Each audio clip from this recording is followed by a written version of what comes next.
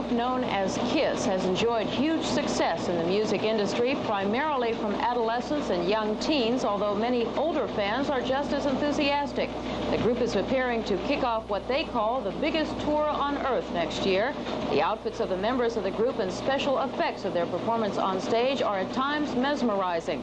Today I talked to Paul Stanley, who is the lead guitarist of the group, and asked him why the magnetism between the group and young people is so great.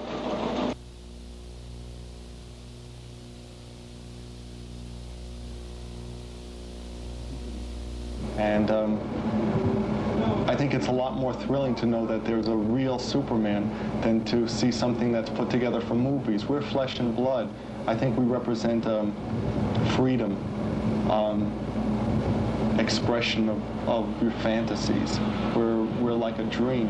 We're like the things that a lot of people think about but don't talk about. So we represent all of that to them. What about some of the things that are done on stage? I understand your bass player, Gene Simmons, breathes fire and spits blood. What possible purpose could that have? Entertainment. You know, I think part of the problem sometimes is that people tend to read into what we're doing and give it much more significance than is really meant. It seems like it would be violence-inducing.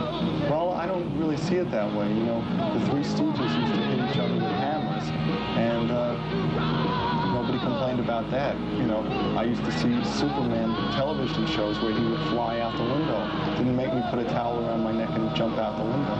What about your music? Do you feel that you and the rest of the people in your group could stand on your music alone? No makeup, no gimmicks, no blood, no fire. Just a bunch of guys getting up there doing their thing. We would be a different band, but it would work as heavy metal music. It would work as in the context that it was meant. I think most bands either have a gimmick, if you want to call it that, or a presentation.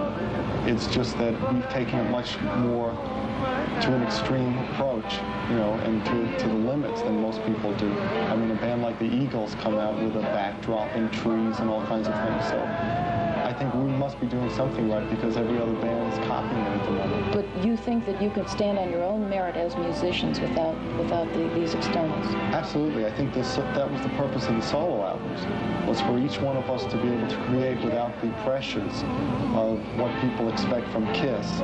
KISS has a very set sound, which doesn't necessarily mean that that's all that any one of us is capable of. What's the future for you and the other three guys in your group? This is not going to last forever, as they say. You know, the train will stop. What's the future? Well, I own the train.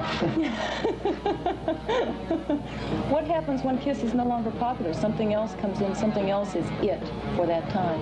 That's what life is all about. I don't see that as a problem because each one of us is pretty diverse in what we're capable of doing. And I intend to continue as a musician, and I'm producing other acts already. And it just doesn't end here. You know, the day that we don't go out as KISS anymore, we don't lock ourselves away in a house and cry.